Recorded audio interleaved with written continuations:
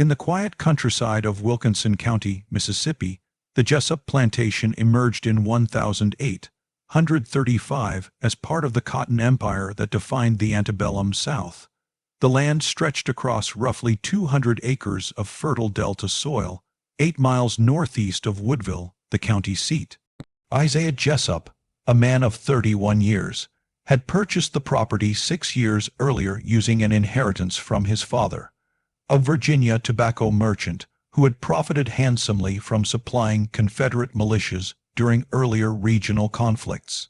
Isaiah, ambitious and pragmatic, saw opportunity in Mississippi's booming cotton economy, where fortunes were grown as swiftly as the crops that fueled them. Newly married to Ruth Keendish, the well-educated daughter of a South Carolina rice planter, Isaiah envisioned not just prosperity but legacy.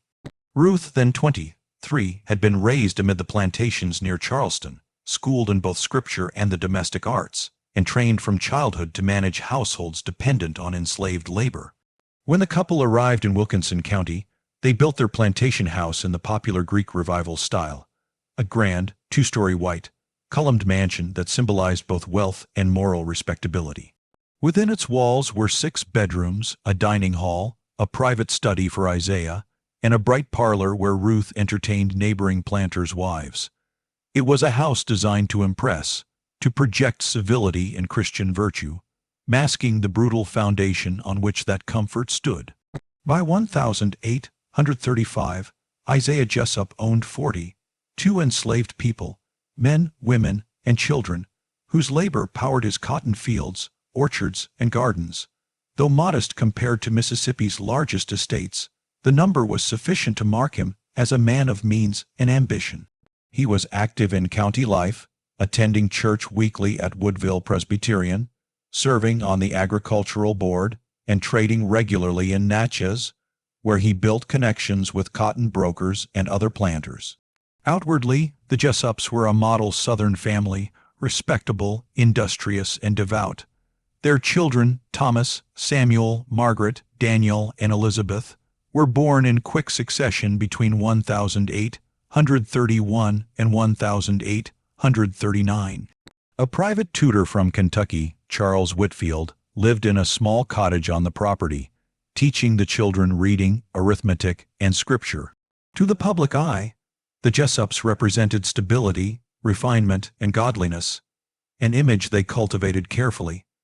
Behind closed doors, however, Isaiah and Ruth engaged in conversations that would have horrified even their fellow slave owners. Isaiah had become obsessed with the economics of his plantation. Prices for enslaved labor were rising sharply, up to $1,200 for a healthy adult male, and every death or injury represented a financial loss. He spent evenings in his study poring over ledgers, calculating how to preserve and expand his wealth without relying on expensive slave markets. Ruth, pragmatic and steeped in the logic of slavery, understood his concerns. Her father's rice plantation had long practiced a method of internal increase, encouraging enslaved couples to reproduce to supply future laborers. But Isaiah wanted to go further. He was not content with passive reproduction. He sought control, precision, and profit maximization. During the winter of 1834, when Ruth was pregnant with their third child, Isaiah proposed a plan that would alter the lives of every person on the plantation. Instead of merely promoting childbearing among the enslaved, he suggested that the family itself, Ruth, and eventually their children, should participate directly in a controlled program of forced reproduction. His rationale was entirely economic. Under Mississippi law, the status of a child followed that of the mother.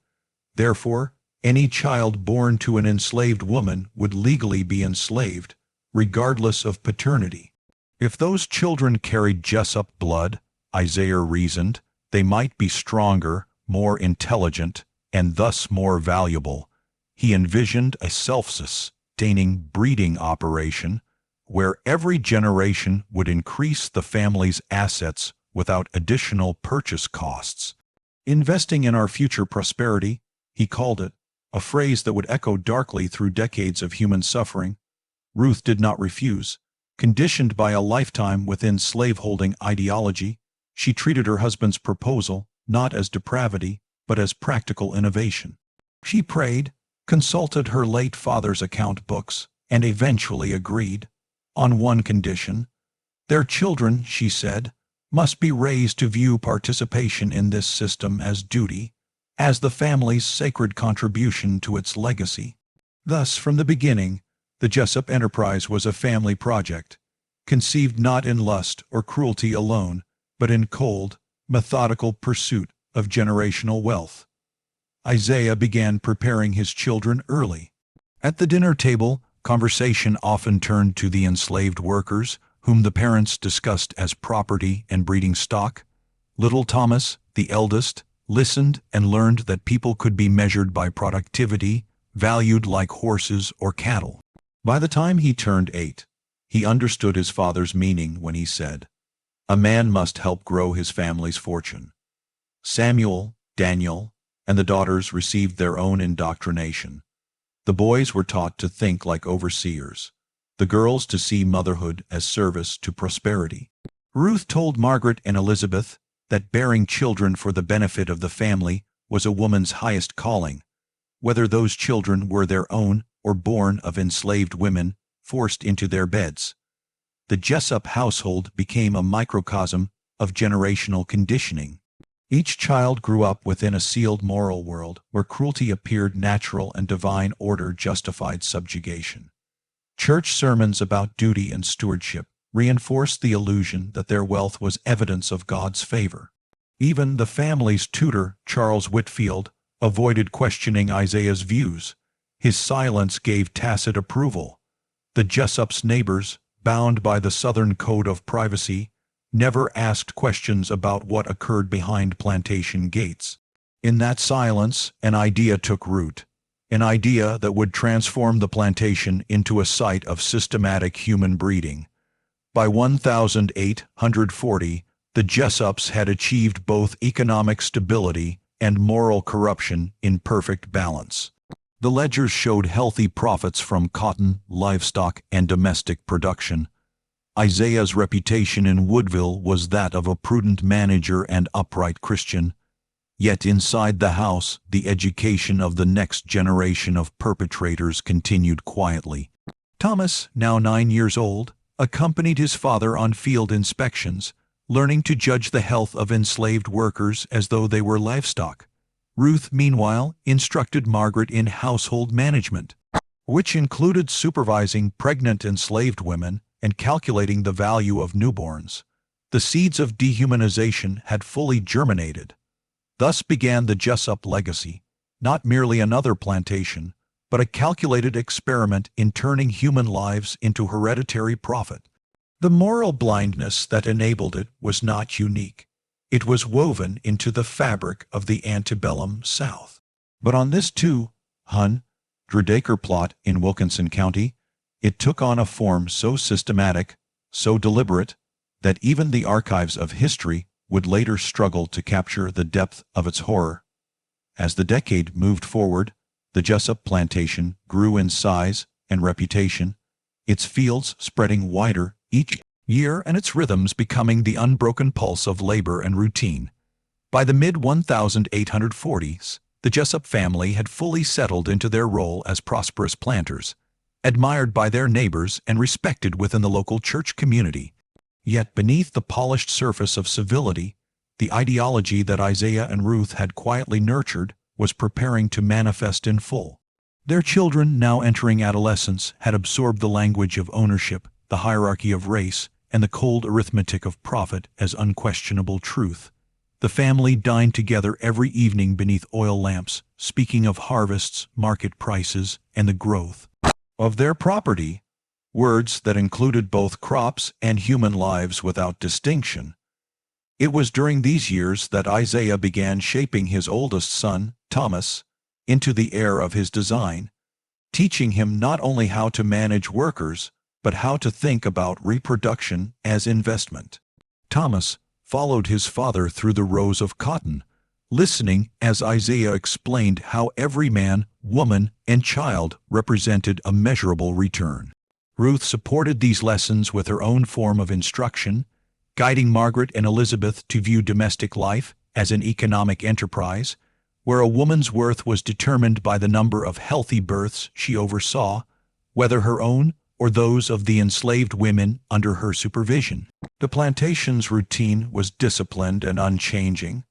The ringing of the morning bell, the shuffling of feet toward the fields, the rhythmic chant of work songs rising and fading under the southern sun. The Jessup family, secure in their privilege, saw only productivity where others lived in bondage. Their faith, their profits, and their family pride all wove together into a single seamless justification. By 1845, Thomas had become a tall, serious young man of 14, and Isaiah began including him in the plantation's business discussions. He was taught to examine ledgers, to calculate crop yields, and to note the condition of enslaved workers with the same detached precision used in judging livestock. Samuel, 2 years younger, followed in his brother's footsteps, though his temperament was more sensitive and less suited to his father's cold logic. Margaret, the eldest daughter, had reached 10 years of age and was being carefully molded by Ruth into the model of Southern woman, widow, obedient, industrious, and unquestioning. Isaiah's ambitions had expanded beyond mere profit. He spoke often of building a dynasty, of ensuring that the Jessup name would outlast them all through both bloodline and property. He began to record more in his ledgers, not only cotton weights and sales, but notes about the health and breeding potential of the enslaved women on the plantation. What had once been a secret plan whispered between husband and wife was becoming an operational reality. Isaiah spent long nights in his study, surrounded by the smell of ink and ledger paper, creating a system that would turn human lives into measurable production units. In 1848, when Thomas turned 17, the moment Isaiah had planned for over a decade arrived. The decision was made quietly, without hesitation, as though it were a natural step in the family business. That evening after dinner, Isaiah called Thomas into his study, where Ruth sat silently by the window. He told his son that the time had come for him to fulfill his duty to the family's prosperity. A young enslaved woman named Hannah, who worked in the kitchen, had been selected. She was 20 years old, strong, and in good health, qualities Isaiah valued as one might value a prized mare. Thomas, conditioned by years of indoctrination, felt no shock, no rebellion. He had been raised for this moment. That night marked the beginning of what would later be known as the Jessup breeding program, a system of forced reproduction carried out with precision and cruelty, yet disguised to the family as the exercise of duty. Within 3 months, Hannah became pregnant.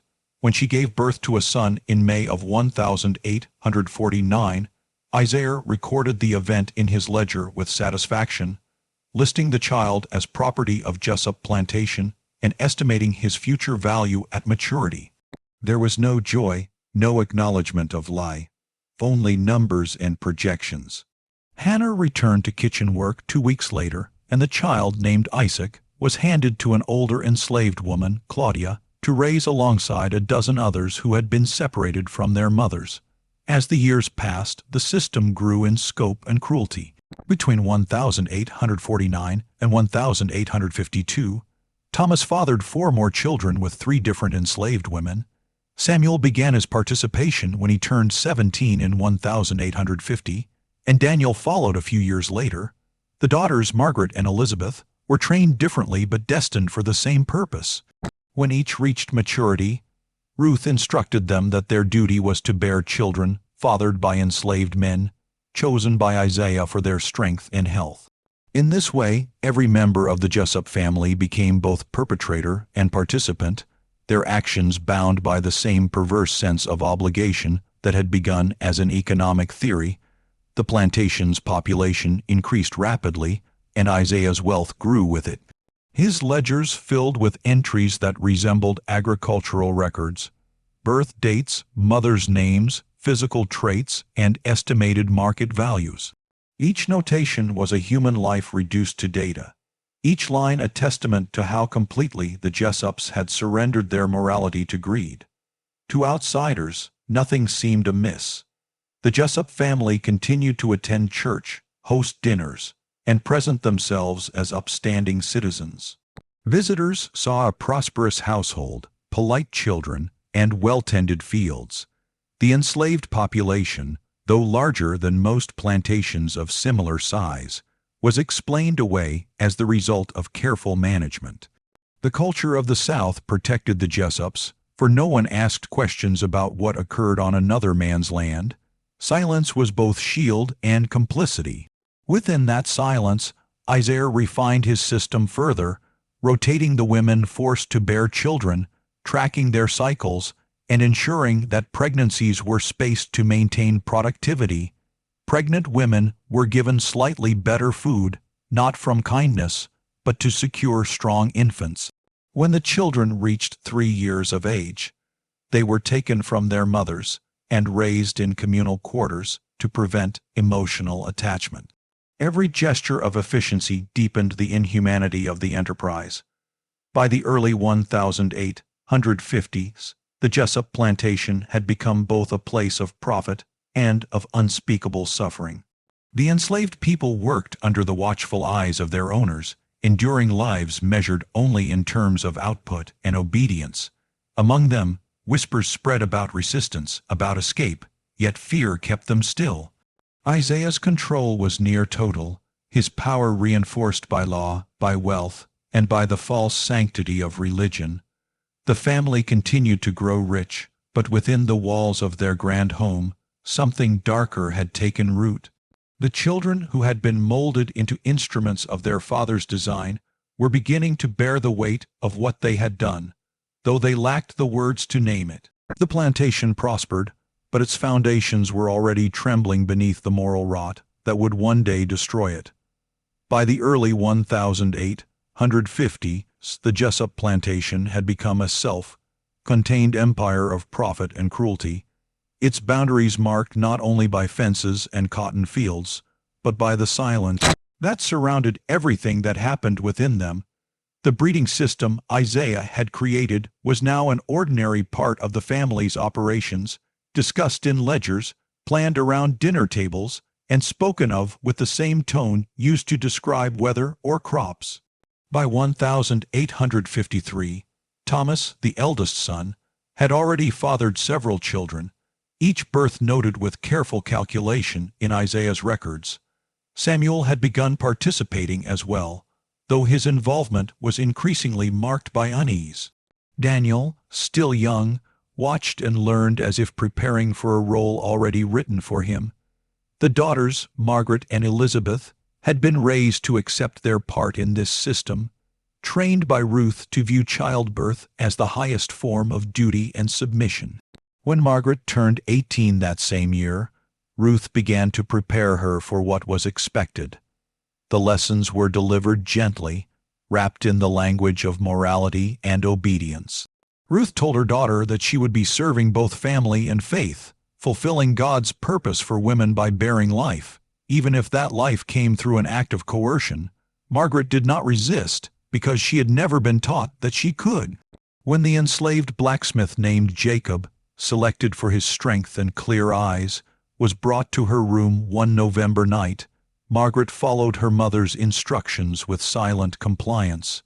She became pregnant soon after and gave birth to a daughter in August 1854. Isaiah recorded the event with satisfaction, another line in his ledger, another addition to the plantation's value. From that moment, the breeding program expanded beyond theory into a fully functioning system that involved every member of the family. The plantation grew both in population and in reputation. By 1855, Isaiah's records showed 68 enslaved individuals living on the property, 26 of them children under the age of 10, all products of the Jessup family's deliberate operations. To outsiders, this growth appeared a sign of prosperity, and Isaiah was praised as an efficient manager and forward-thinking agriculturalist. He purchased 300 additional acres, built a new cotton gin and more slave quarters, and was soon regarded as one of Wilkinson County's most successful planters. The reality was darker. Life on the plantation was governed by an unrelenting rhythm of work, birth, and separation. Field hands labored from dawn until nightfall under overseers' whips. Women forced into the breeding program endured pregnancy after pregnancy, rarely recovering before being paired again. Mothers were allowed to keep their babies only until the age of 3, before the children were taken to be raised collectively by an older woman named Claudia, who became the closest thing to a mother many of them would ever know. Her cabin was always full of crying infants and toddlers, children too young to understand that they had already been turned into property. The cruelty of the Jessup system lay in its orderliness.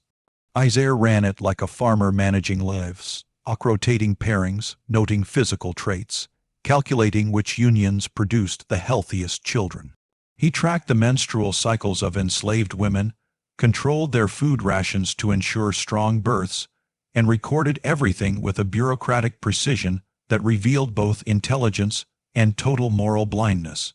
The children fathered directly by Isaiah himself were marked in his ledger with the note J direct line, a symbol of the pride he took in his monstrous efficiency. Those children were treated as particularly valuable, destined either for sale at high prices or for continued use in the plantation's labor force.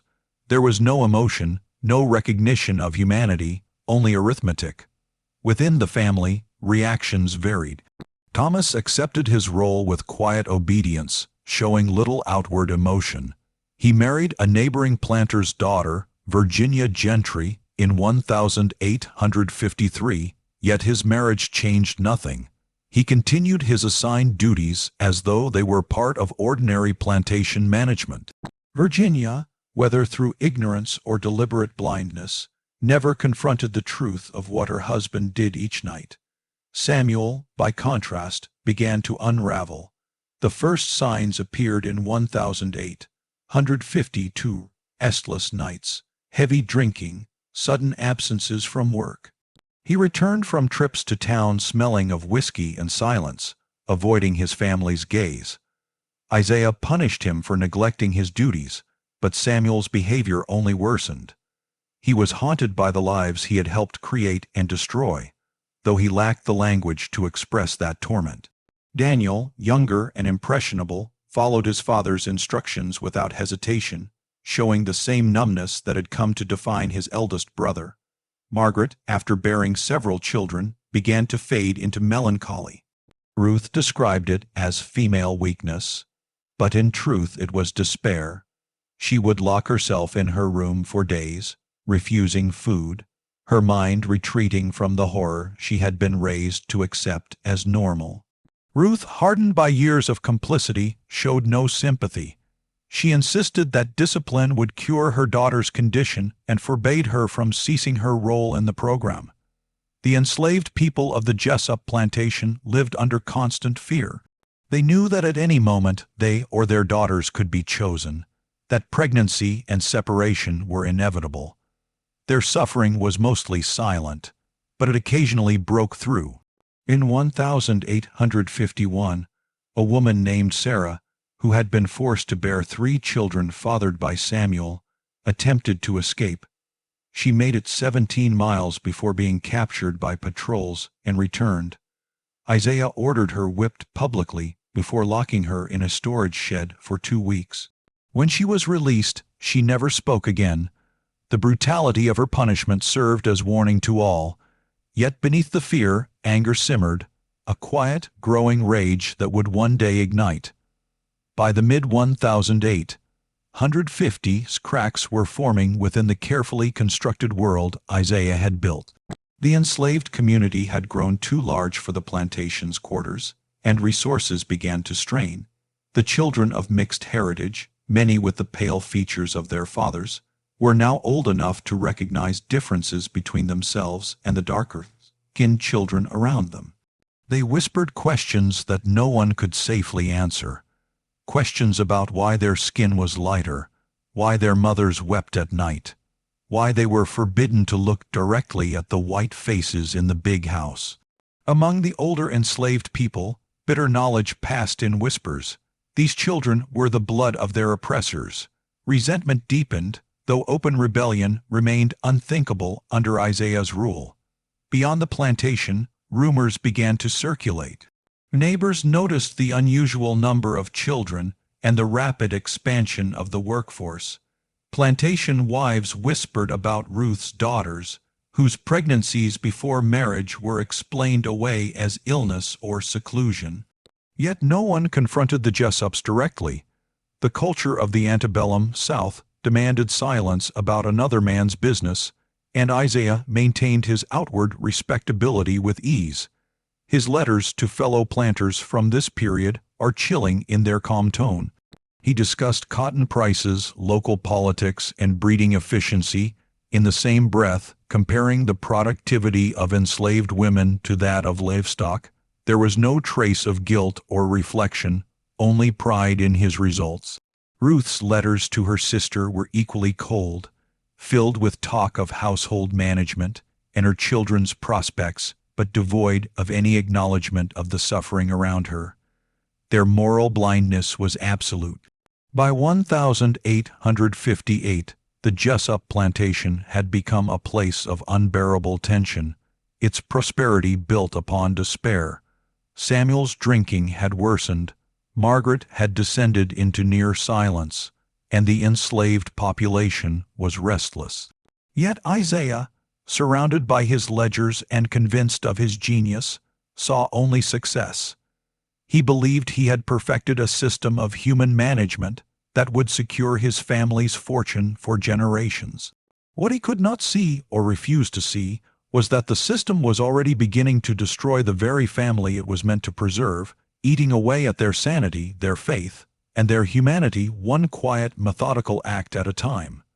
In the early months of 1858, the illusion of control that had long surrounded the Jessup plantation began to unravel, not through rebellion from outside, but from the gradual corrosion within the family itself. Charles Whitfield, the children's tutor and a silent witness to the system for more than 2 decades, died suddenly of heart failure in February. His presence, though quiet, had provided a fragile semblance of normalcy.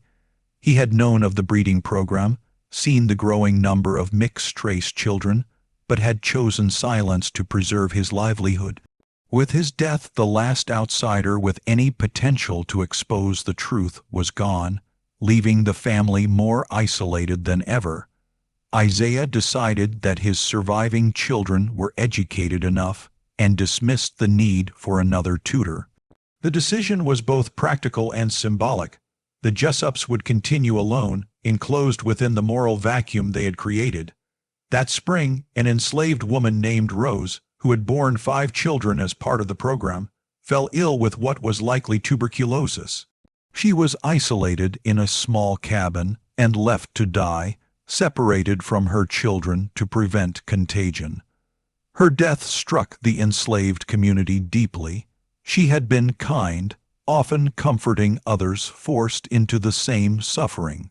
Her burial was rushed and unmarked, another quiet erasure. Anger simmered among the enslaved people who were forced to watch her grave covered without ceremony. The same summer brought misfortune to Isaiah himself when a beetle infestation destroyed part of the cotton crop, reducing income drastically. Desperate to raise money, he decided to sell 6 of the children born through the breeding program, boys and girls between 8 and 12 years old, several fathered by his own sons. At dawn one August morning, they were loaded into a wagon and sent away to Louisiana. Their mothers, forbidden to say goodbye, wept silently in the fields. For the enslaved community, this act shattered the thin veil of endurance that had allowed them to survive. Their whispered talk turned darker, about running away, about rebellion, about the possibility of escape to the north. Some remembered stories of the Underground Railroad, of freedom whispered like a prayer. though they knew Mississippi was far from any safe route.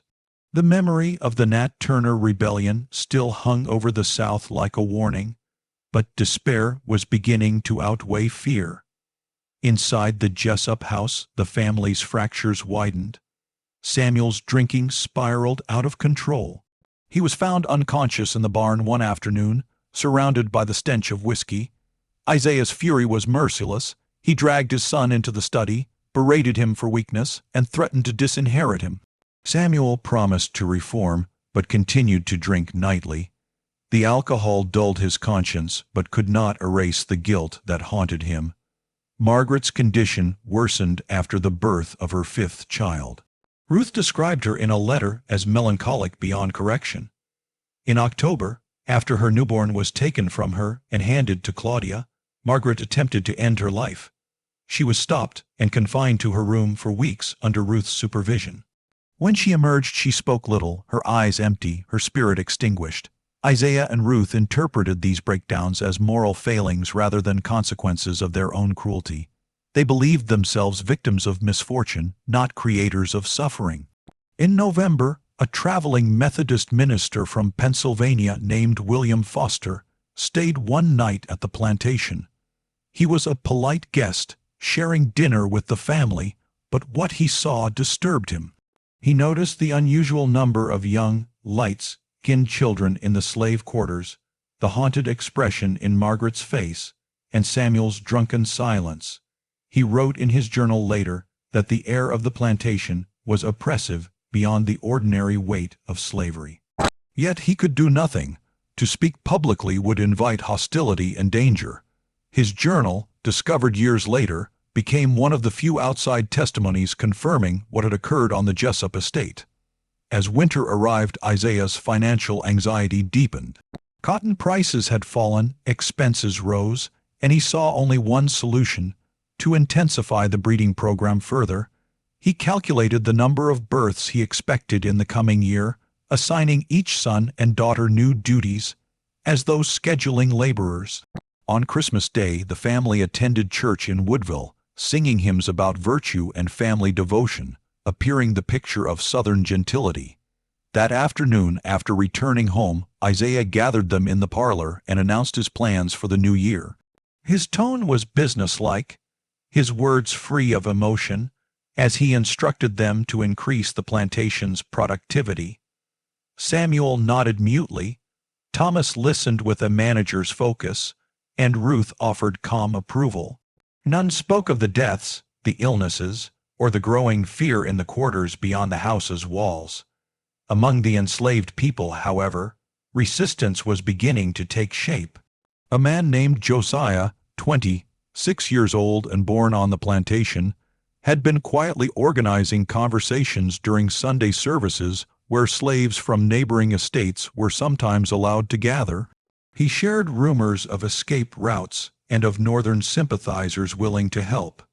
His bravery was tempered by caution. One informant could doom them all. By the end of the year, Josiah and several others had resolved that something must change. They waited for the right moment, for darkness thick enough to cover their flight.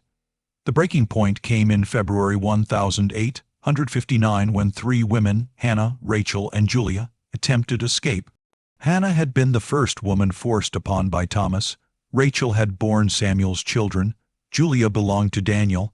They left separately in the night, meeting 2 miles away at a creek crossing. Their plan was desperate and fragile: follow the water north, hide by day, and pray for deliverance. At dawn, Isaiah discovered their absence. Within hours, he sent Thomas and Daniel with 2 trackers and dogs. The women were captured by afternoon. Isaiah's rage exploded. He ordered every enslaved person assembled in the yard to witness their punishment. The women were tied to posts and whipped 10 lashes each, while Ruth watched from the porch and the children peered through the windows. The screams carried across the fields, an echo of centuries of pain compressed into one moment. When it was over, Isaiah addressed the crowd, calling the women ungrateful, accusing them of stealing themselves, his property. He warned that any further attempt would bring death. The enslaved people stood motionless, hiding their fury behind blank faces, their hatred burning silently. That night Samuel, drunk and trembling, confronted his father. From his window he had watched the punishment, the women's blood shining under torchlight, and something inside him snapped. He stormed into Isaiah's study, shouting that the plantation was cursed, that what they were doing was damnation disguised as duty. Isaiah struck him, calling him weak and unworthy of the Jessup name. Samuel shouted back that he would rather starve than continue. He left the house that night, taking a horse and riding toward Natchez. He never returned. Samuel's departure marked the first open fracture within the family. Ruth wept, but more from humiliation than sorrow. Thomas redoubled his efforts to maintain the plantation. Daniel followed orders without question, and Margaret drifted deeper into despair. Isaiah forbade his wife and children to speak Samuel's name again. To him the problem was solved, one disobedient son gone, the system intact. Yet in truth the structure was cracking beneath him. Among the enslaved people, the recent whipping had extinguished fear and replaced it with defiance. The conversations Josiah had begun now carried a new urgency. The world outside the plantation was changing, though Isaiah, cocooned in his arrogance, could not see it. He believed his authority absolute, his family united, his system eternal. But beneath the surface of his empire, hatred and grief were fermenting into rebellion, and the fire that would consume the Jessup plantation was already beginning to smolder in the hearts of the people he thought he owned. Spring came to Wilkinson County in 1059, heavy with humidity and unrest. On the Jessup plantation, that tension was almost tangible, a living thing pressing against the walls of the grand white house and whispering through the slave quarters at night. Isaiah believed he had restored order after Samuel's departure, yet what truly lingered was not submission but silence sharpened into hatred. The enslaved people continued their labor under a pretense of obedience, but their eyes avoided the overseers, and their movements carried a quiet defiance. Josiah, the man who had begun spreading hope of escape, remained at the center of this unspoken resistance. Though his last attempt had failed, he did not stop planning. He spoke in whispers about the North, about rivers and stars, about a world where no one was bought or bred. Isaiah, however, saw only what he wished to see, fields of growing cotton and his children performing their assigned duties as though the whip, crack that held the system together would never fade. He ignored the way Ruth had grown pale and withdrawn since Margaret's near suicide, how she spent long hours staring out the window of her room, murmuring verses from Scripture as if searching for redemption she dared not name. The uneasy calm shattered in May when Josiah and 4 other men, Elijah, Robert, Henry, and Paul, made their escape attempt.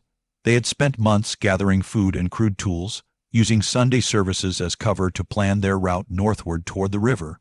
They left on a moonless Saturday night, slipping away while the white family slept, their footprints swallowed by the damp earth. At dawn the absence was discovered, and Isaiah, furious, dispatched Thomas and Daniel with armed overseers to hunt them down. The pursuit lasted 3 days. One by one the men were captured and brought back, shackled and bloodied.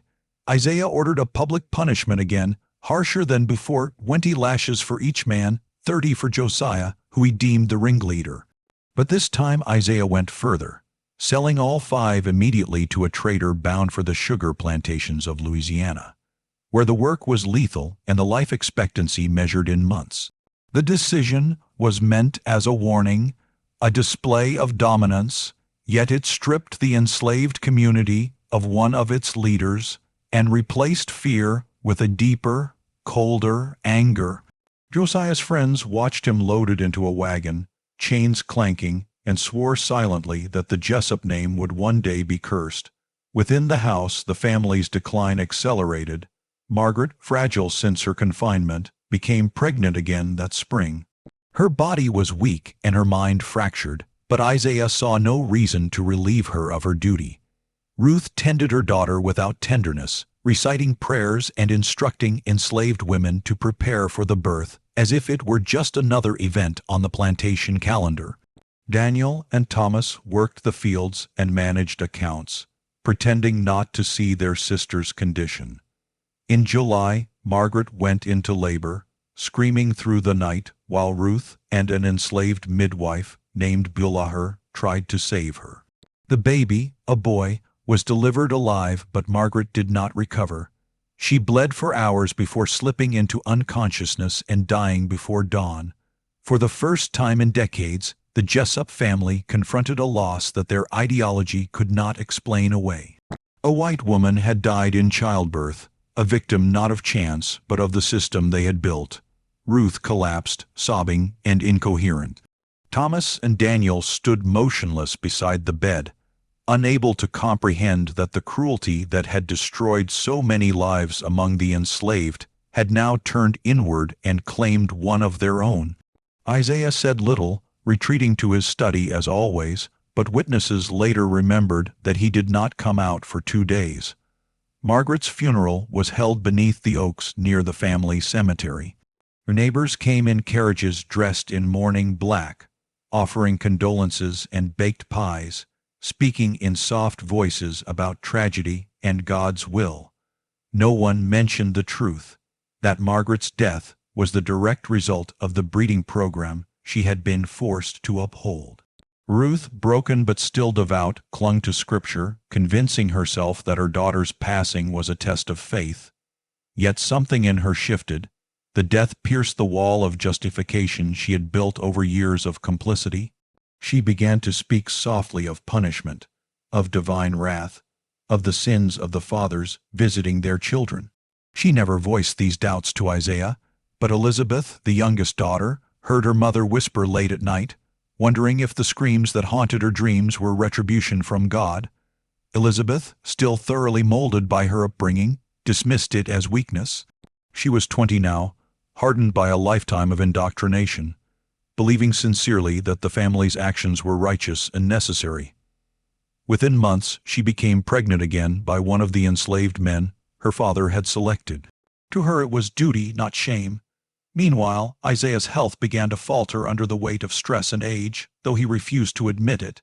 His beard had gone gray, his hands trembled when he wrote in his ledgers, but he still recorded every transaction and every birth with obsessive care. Thomas, now 28, had assumed much of the plantation's management. Unlike his father, his motivations were practical rather than ideological. He recognized that the system was becoming unsustainable. The enslaved population was too large for the available housing, and discontent had reduced productivity. Yet he lacked imagination to change course. To him, there was no world beyond cotton and obedience. Outside the plantation, the winds of national conflict were stirring. In October 1008, 159, news reached Mississippi of John Brown's failed raid on Harper's Ferry. The story spread through planters' circles like wildfire, awakening every buried fear of rebellion. Isaiah read the reports with disgust, calling Brown a lunatic and a traitor, but beneath his bluster lay unease. He ordered new rifles for the overseers and banned the enslaved from leaving the property, even for Sunday services. The plantation became a fortress, locked in paranoia. Patrols increased, curfews were tightened, and the atmosphere thickened with dread. The enslaved people felt the weight of surveillance closing around them, but found small ways to resist. Tools misplaced, fences deliberately broken, minor acts of sabotage that made their masters' lives more difficult. Isaiah responded with punishments that only deepened resentment. The climax came in December. On a cold, windy night, fire broke out in the Cotton Gin building. By the time the alarm was raised, the structure was engulfed, flames reflecting off the terrified faces of slaves and overseers as they formed bucket lines from the well. The fire spread to nearby storage sheds before it was contained, destroying a season's worth of processed cotton. At dawn, Isaiah examined the ruins and found evidence of oil, soaked rags, proof of deliberate arson. Rage consumed him. He assembled the enslaved population in the yard and demanded to know who had done it. Silence met his questions. He ordered 3 men whipped at random, Peter, Moses, and James, each receiving 20 lashes while the others were forced to watch. He threatened to burn the quarters if the culprit was not revealed. Still no one spoke. The truth was that nearly everyone had known of the plan, The fire had been set by a small group of 7, led by a woman named Dinah and a man called Caleb, as an act of rebellion not meant to kill but to wound their master's wealth. Isaiah's punishment did nothing to extinguish their defiance. It only confirmed what they already believed, that he was capable of anything except mercy. In the months that followed, the Jessup plantation descended into a slow collapse. Productivity declined, repairs went unfinished, and the family moved through their days like ghosts inhabiting the ruins of their own creation. Ruth withdrew entirely, spending hours reading her Bible aloud to herself, repeating phrases about sin and judgment. Thomas worked mechanically, his confidence eroded by the knowledge that his family's power was slipping. Elizabeth, heavily pregnant, continued to believe the old lies, that discipline and faith would preserve them. But even she could not ignore the growing sense that something vast and uncontrollable was approaching. In the fields, the enslaved people whispered of freedom, of Union armies advancing, of a world beyond the fences. Isaiah, seated at his desk surrounded by ledgers that no longer mattered, clung to his illusion of order, unaware that his empire had already begun to crumble and that the fire he feared most, the one that would consume everything he had built, was no longer burning in his cotton gin but in hearts of the people he had enslaved. The year 1860 arrived with the Jessup plantation still smoldering in the aftermath of the cotton gin fire, a place outwardly standing but inwardly collapsing under the weight of guilt, exhaustion, and the slow erosion of power. Isaiah moved through the halls of his once proud house like a ghost, his hair gone white, his steps unsteady, and his voice weakened but still sharp with command. He refused to believe that his control was slipping, convinced that with enough order and punishment, he could still force obedience from both his family and the enslaved people who labored on his land. The ledgers continued to fill with entries, births, deaths, sales, expenditures, but the handwriting grew shakier, the calculations more frantic. Each number was an attempt to impose reason on a world that was beginning to disobey him. Ruth had retreated almost entirely from daily life, her faith twisted into obsession. She spent her days reading the Psalms aloud, her whispers echoing through the empty corridors. At night, the servants heard her crying softly, repeating the same phrases about punishment and divine wrath. In one letter to her sister she wrote, "I fear the Lord has lifted his hand from us. I hear the crying of babes long buried, and I know not whether it is memory or judgment." Elizabeth gave birth in February, a healthy baby girl, and resumed her duties within weeks, as though childbirth were no more than a chore. Unlike Margaret before her, Elizabeth felt no fear, no shame, no conflict. She had been too young when the breeding system began, too deeply shaped by its logic to question it. In her mind, she was performing her duty as a daughter, ensuring the family's survival in troubled times. She managed the house efficiently, gave orders to the enslaved women with confidence, and treated the cries from the slave quarters as background noise. Thomas, now effectively head of operations, understood that their prosperity was slipping away. The markets were unstable, and northern ports had begun to close to southern goods as political tensions mounted. He was pragmatic enough to see that the system could not sustain itself, but his pragmatism had no moral dimension, only economic. He proposed selling off part of the land to pay debts, but Isaiah refused, insisting that God would restore their fortune if they remained steadfast. Beyond the Jessup estate, Mississippi was bracing for conflict. The news of Abraham Lincoln's presidential campaign filled plantation parlors with anxious discussions. Isaiah and his fellow planters spoke in grand terms about states' rights and northern aggression, wrapping their fear in the language of honor. In truth, they were terrified that the foundation of their wealth, the ownership of human beings, might be stripped away. To Isaiah, it was inconceivable that the world could change so completely. He attended meetings in Woodville, giving speeches about the sanctity of Southern tradition, about God's design for the races, about the supposed benevolence of slavery. Even as he preached this moral justification, His own plantation was collapsing into chaos. The overseers had become crueler and less disciplined, their punishments more arbitrary as resentment among the enslaved people deepened. Tools went missing, fences were broken, livestock wandered free. The fields grew thinner with each season. Isaiah blamed the enslaved workers for laziness, never considering that they had lost all reason to work for a master whose empire was visibly dying. When Abraham Lincoln was elected in November 1860, the South erupted in outrage. Isaiah reacted with the fury of a man whose reality had been betrayed. He told Ruth and Elizabeth that war was inevitable, that the North sought to destroy their way of life, that God himself would defend the Confederacy. Mississippi seceded from the Union in January 1861, and Isaiah celebrated the decision as if it were divine victory. He ordered his sons Thomas and Daniel to prepare for military service, telling them it was their duty to defend their home and honor. They obeyed, though neither truly believed in the cause. Thomas enlisted that spring, followed by Daniel soon after, leaving Isaiah and the women to manage the plantation. For the first time in decades, the Jessup family was without its male heirs, and the absence exposed how fragile their world had become. The enslaved workers sensed the change immediately. With the young men gone and Isaiah weakened by age, discipline slackened. Overseers struggled to maintain order, and whispers of freedom grew bolder. As the war began, chaos spread across the South.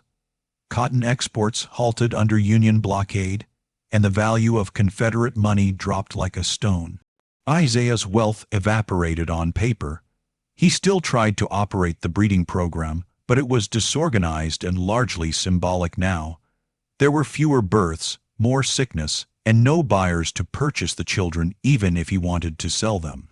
The enslaved people worked half-heartedly, aware that the war might soon bring liberation.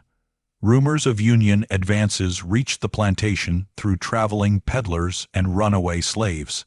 Some whispered that the Yankees were coming to set them free. Others were cautious, fearing false hope.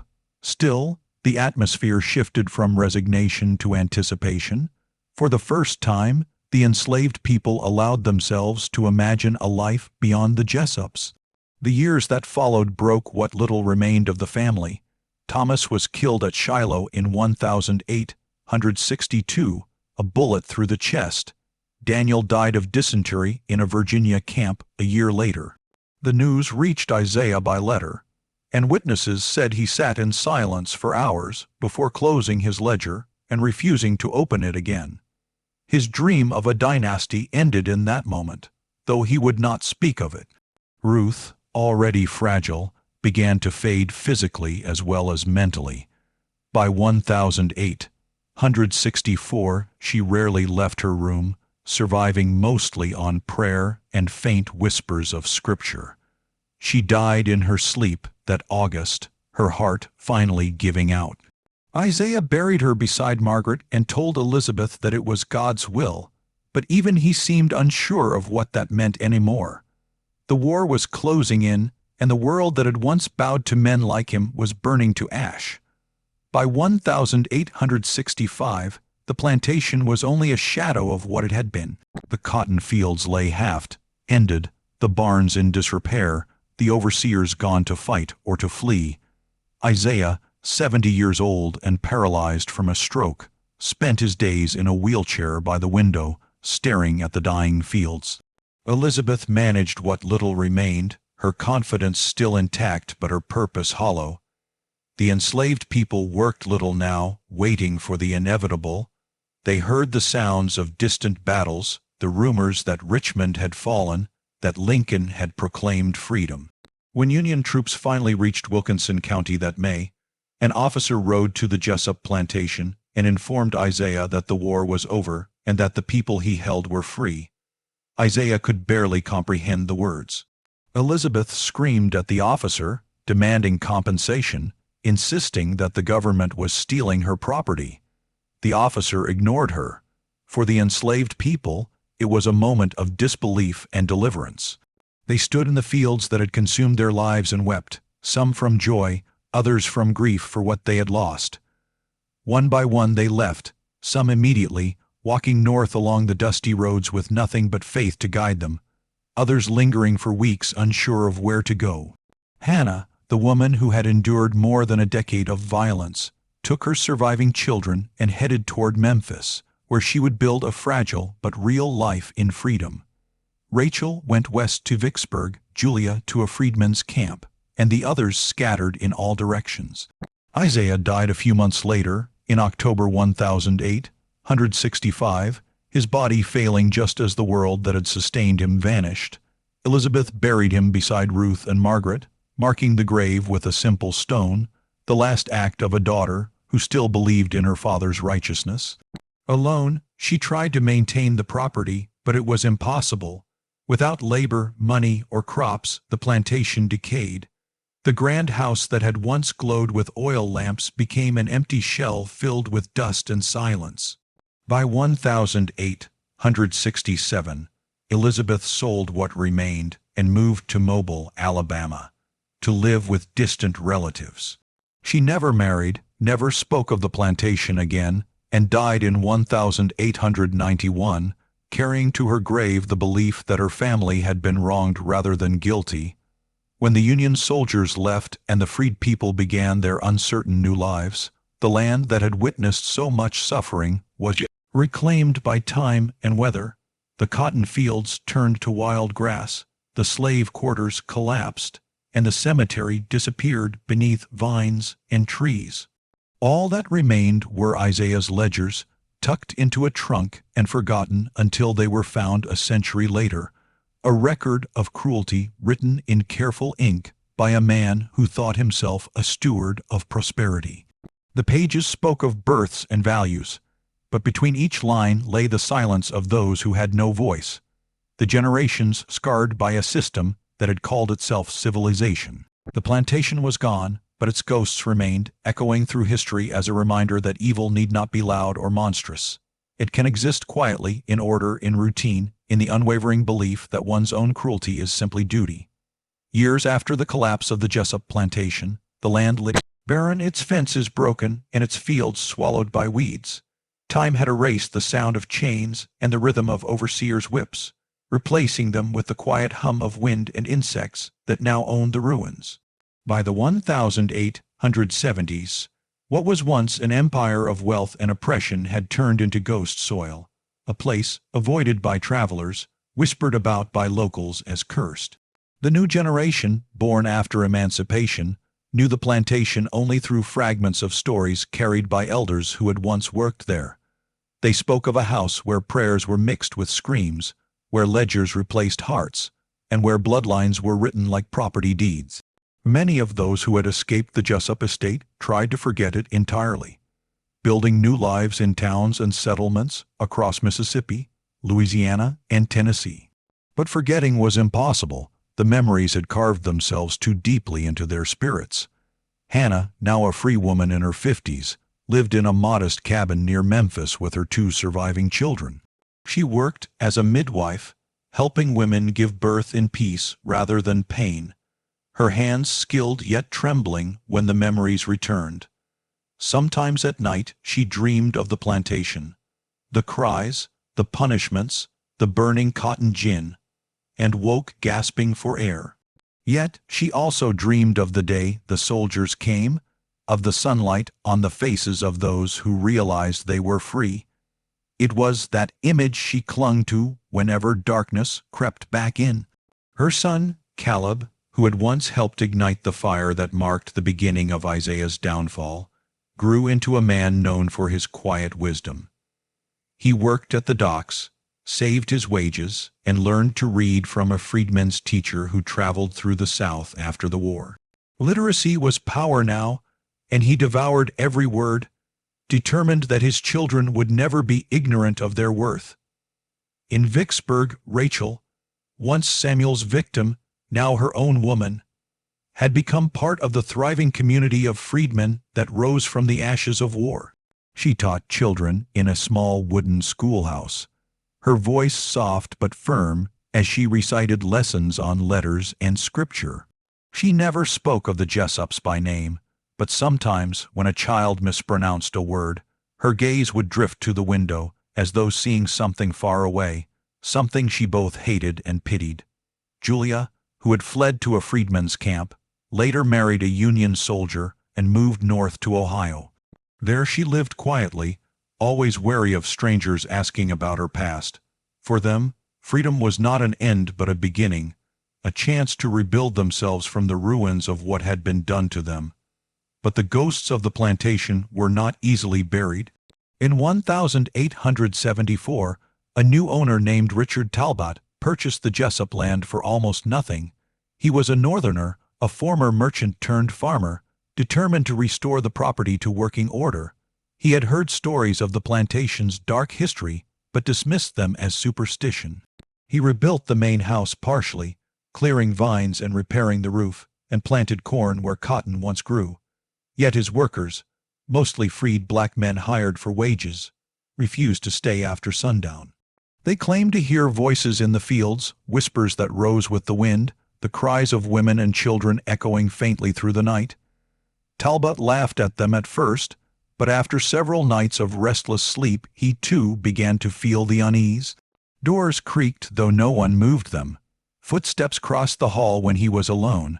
One evening he found the old Jessup ledgers in a trunk beneath the floorboards, their pages brittle but intact.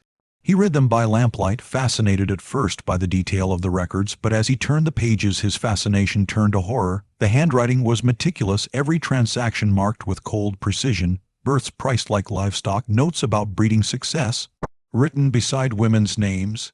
It was a catalogue of evil disguised as bookkeeping. Talbot burned the ledgers that night, unable to bear the thought of such records surviving. Yet even as the pages turned to ash, the sense of presence did not fade.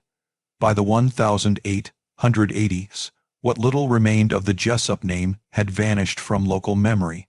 The family's descendants had scattered, living in obscurity, clinging to fragments of pride stripped of their original cruelty.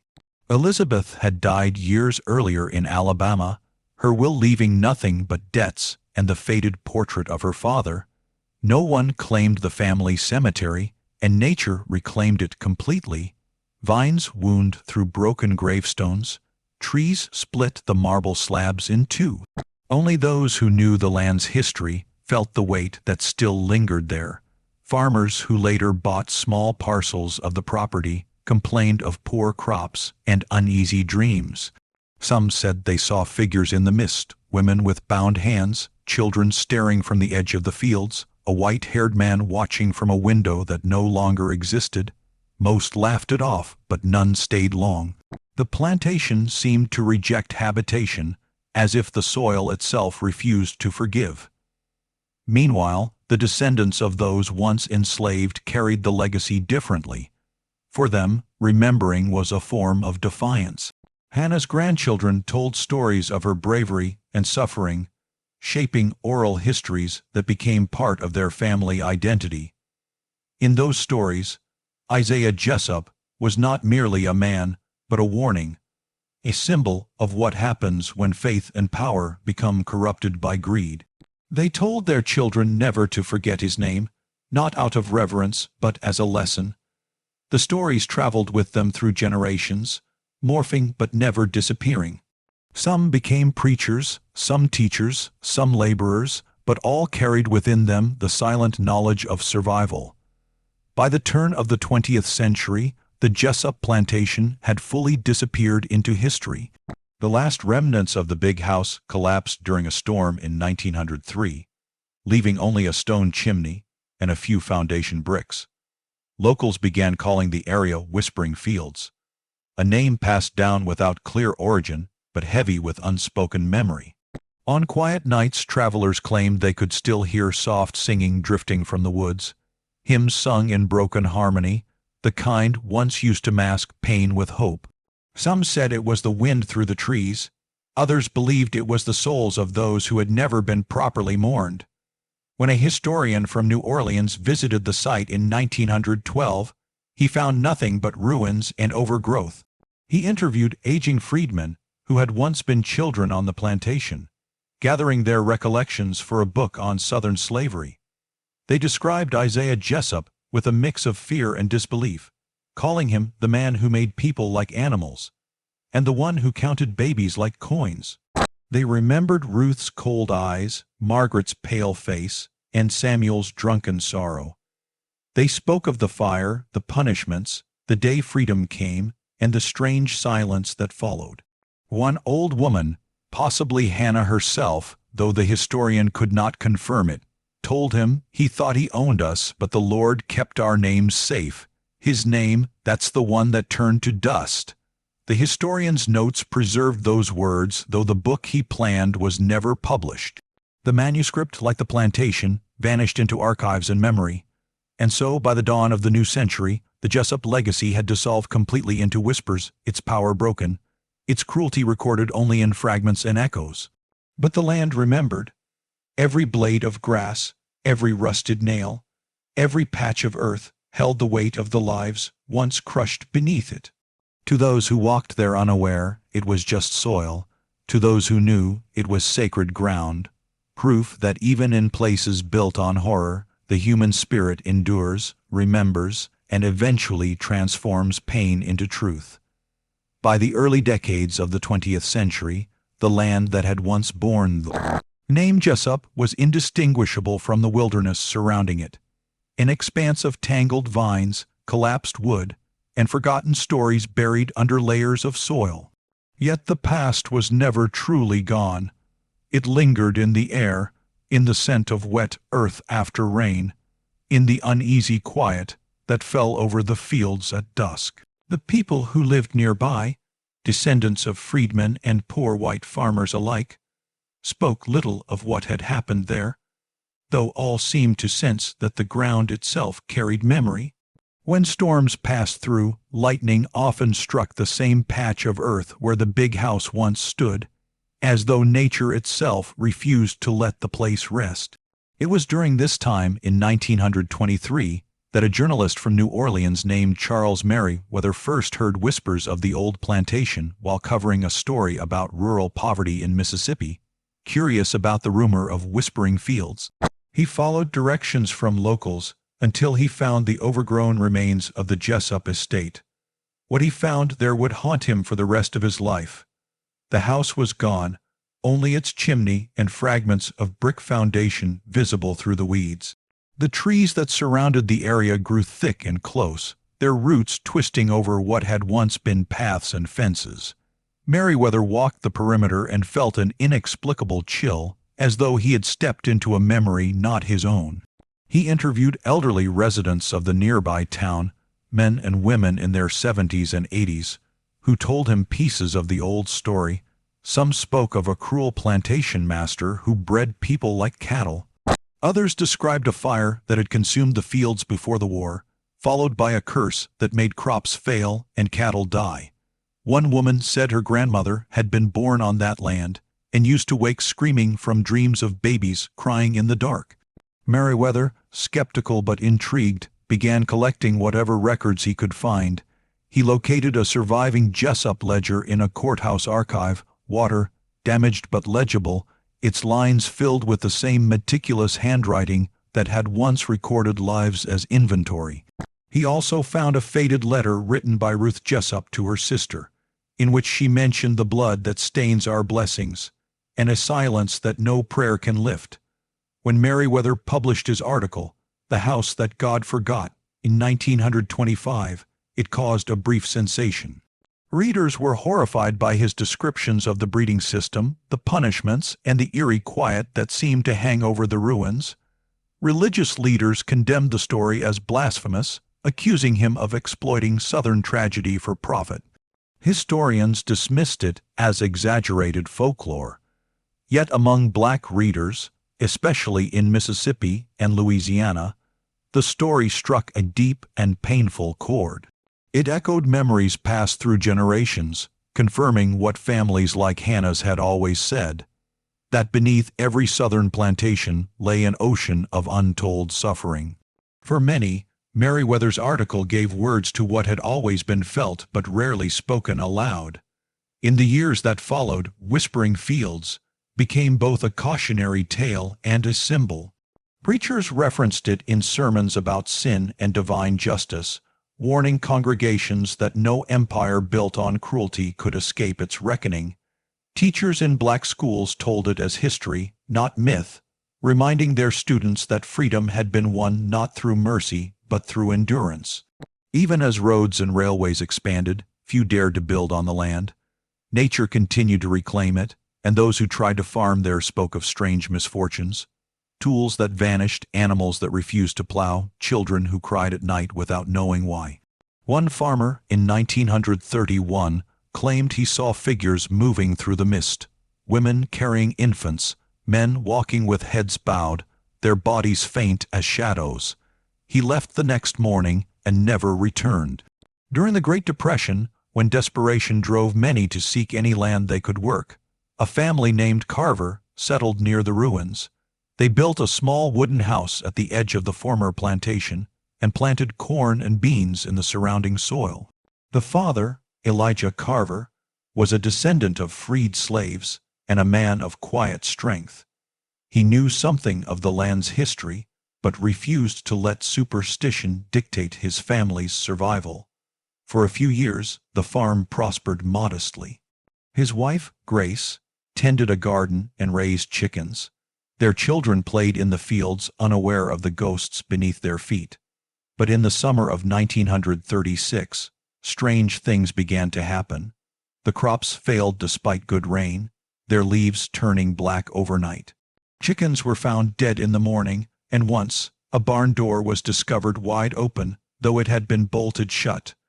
Grace began hearing voices at night, soft weeping and the sound of chains rattling faintly, though Elijah heard nothing. The final straw came one evening when their youngest daughter claimed to see a pale woman standing near the old chimney, holding a baby and staring silently toward the house. Within a week, the Carvers packed their belongings and left, leaving behind only a few broken tools and an unfinished fence. By the 1940s, the Jessup land had become a place of legend. Local folklore described it as haunted, but the stories changed depending on who told them. To some, the spirits were those of the enslaved, finally free but unable to rest because their graves were never marked. To others, it was Isaiah Jessup himself, cursed to wander the earth seeking forgiveness that would never come. A black preacher from Natchez once visited the site with his congregation, performing a prayer service to lay the restless souls to peace. He later wrote in his journal that as he spoke the final prayer, the wind rose suddenly, swirling through the grass with such force that the candles went out all at once. The group left in silence, convinced that something had heard them. Over time, the land's story faded again, replaced by newer tragedies and modern progress. Roads cut through the surrounding forest, and a few families settled nearby after World War II. Yet even then, none dared to build directly atop the old foundations. The chimney remained as a dark monument, half collapsed but stubbornly standing, its bricks blackened by fire and time. Children dared each other to touch it on Halloween nights, claiming to hear whispers when they